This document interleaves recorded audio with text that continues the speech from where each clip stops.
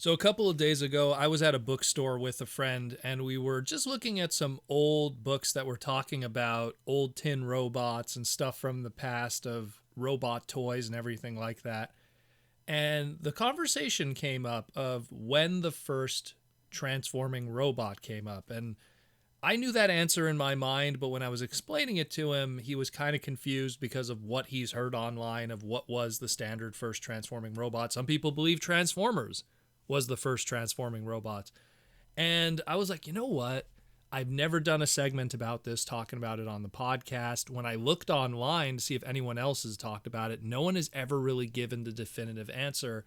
So I figured, why don't we just do a segment today talking about kind of the history of robots that turn into things and even stuff that are kind of similar, and we can kind of pinpoint all the little firsts throughout history.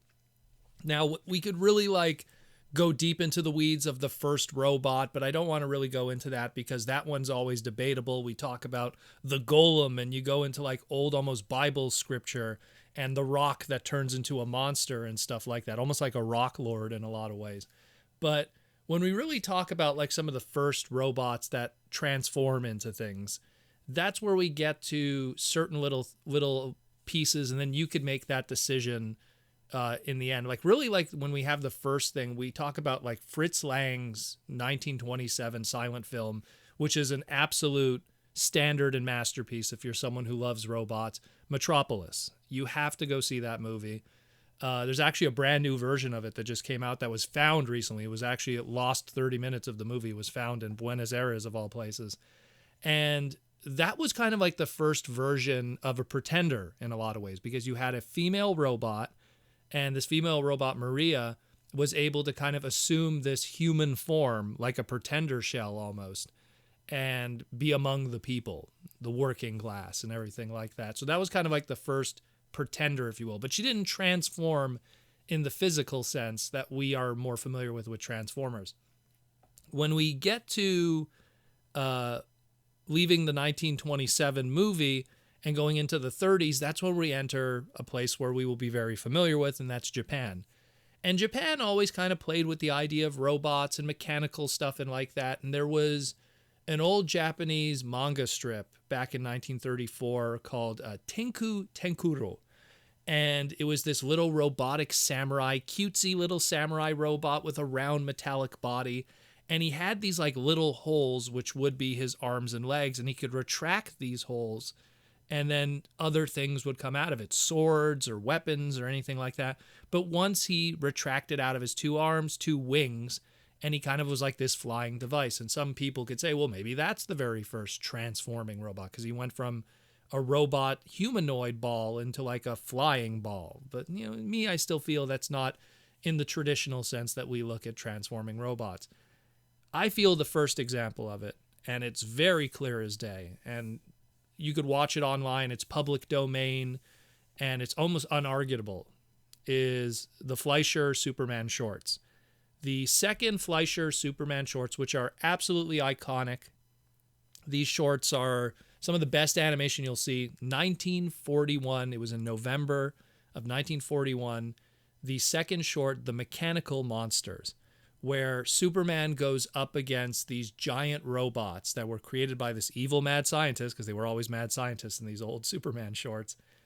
And this giant robot, which predates transforming robots and all that stuff by easily 25 to 30 years, this giant transforming robot went from a plane mode, literally, and it was a plane, cockpit aiming forward, wings retract that were wings, propeller, even the way the legs transformed a little bit, would then land and then transform into a traditional robotic 1950s, almost stereotype robot 1950s humanoid. All this was done in the 40s, pre-World War II even. And if you look at it, it's clearly that. I'll link, obviously, and I'll post some clips too, maybe even, of this short. It's all over YouTube, and you be the judge of it. But I feel that the very first transforming robot in any kind of media starts right here with the Mechanical Monster, with the Superman Fleischer shorts. That's where I feel it really starts there. But this monster, and we'll kind of break down, this monster was remote controlled by a mad scientist and was part of a giant army. So it wasn't a sentient robot. It wasn't the main character. It wasn't the hero. and it was controlled by a human. So there's still little things that, and I want to credit this design because it's never been 100% settled who like thought this up. But you have like Seymour Nightel. He was one of the people who wrote the story for it. The animators of Steve Mufasi and George Germani. Those guys, someone in there was behind the design of this very first transforming robot. And this design was so famous, so well known that it was homaged through so many different things throughout like the following decades. Probably one of the more better ones, Miyazaki, the famous Studio Ghibli director and everything, in his 1986 movie Castle in the Sky, had robots that were 100% inspired from that Superman mechanical monster short, right down to the transformation and the wings and everything. So definitely check that out too. When we jump forward more, now we leave 1941 and we go into 1957. We go to Japan again. And this is where the first ever transforming robot toy shows up. A Japanese toy company by the name of Yunezawa, which were known for making tin robots and transforming like little mechanical things like that. But the first ever transforming robot toy was their battery-operated space explorer, and it was a radio that was like in disguise, and you pushed a button on the back, and it auto-transformed into this human-piloted robot. And it was cool because when it's in the radio mode, it has the little turn dials as the giant radio speaker on the front, and then you push a button on the back, and with the batteries, it auto-transforms. It literally stands up, and the arms pop out, the head pops up, the legs pop down, and then the speaker opens up to show the cockpit where the human is piloting on the inside, the Space Explorer. And right away there, we have our first ever transforming toy robot. We have our first ever auto-transforming toy robot in the process too. And it had mechanical wheels that also were on it that made it roll forward with the battery operated.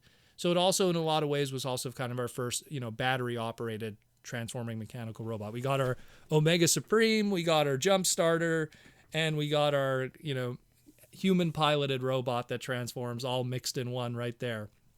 And that was in 1957. It was the black version of that. And years later, in the 60s, you'd have both red versions of them and gray versions of them with a similar box. Those are the more common ones that you see today.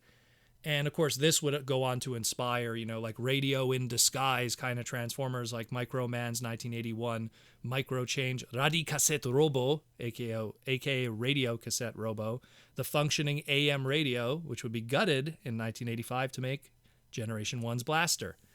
So that's the first ever transforming toy robot right there, and that big piece of history. When we get into, let's go back into fiction for a second. We go to Astro Boy, the Mighty Atom, made his debut in 1952.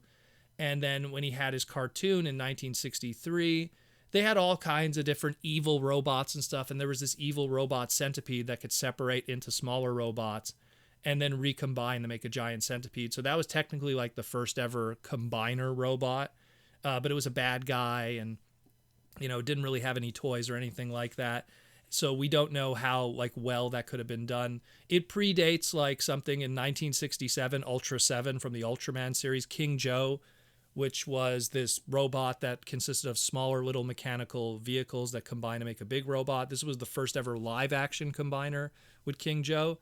And a lot more practical in my opinion, because the centipede one didn't really look like it probably could have functioned in real life if you wanted to make a toy out of it. And when you go even 11 years after that, 1974 with Getter Robo, which was the first ever animation combiner that was the main character and the leader, if you will, as opposed to King Joe was a villain, and same thing with the centipede thing. But even Getter Robo, and you could ask any Getter Robo fan, a lot of those transformations are kind of impossible and impractical. So as much as Soul of Chokokin tries every single year. And getting into that even more, leaving 1963's Astro Boy, you even had stuff like in 1965, you had Ambassador Magmar, which was also from the creator of Astro Boy, Osamu. And he did Ambassador Magmar, which was this giant live action, Toku monster robot that then transforms into a golden spaceship, and absolutely impossible. It could not work that way, but that was just, using camera tricks and looking away, and he turns into a spaceship. So he transformed and stuff. He was a sentient transforming item, but was almost kind of impossible in its suggestion. We get forward into 1972, and then we get to Mazinger Z, and we enter the legend of Go Nagai. And Mazinger Z, that introduces not only the first real super robot, but kind of like the first versions of Brain Masters or Headmasters for Transformer fans. I mean, you could get into also Steel Jeeg, which is also in that super robot world, could be one of the first true Headmasters. And also, Wheeljack's grandpa, as I like to always say, in terms of design. So that comes up. But the one that everyone goes to, and this is where this whole discussion kind of first started, was 1975's Brave Raiden. Brave Raiden, or Brave Raiden, however you want to pronounce it. A lot of people attribute this was the first ever transforming robot. I will say this. It was the first ever sentient transforming robot. And that's what you could give to it, because up to that point, there really wasn't sentient transforming robots. Maybe you could argue again Ambassador Magmar, but I mean, that design just was almost impossible, but it kind of falls into that. But I feel that if you want to talk about something that's legitimate, that actually transformed, that got toys, that was a main character, I'm going to give it to, at least in the case of Brave Raiden.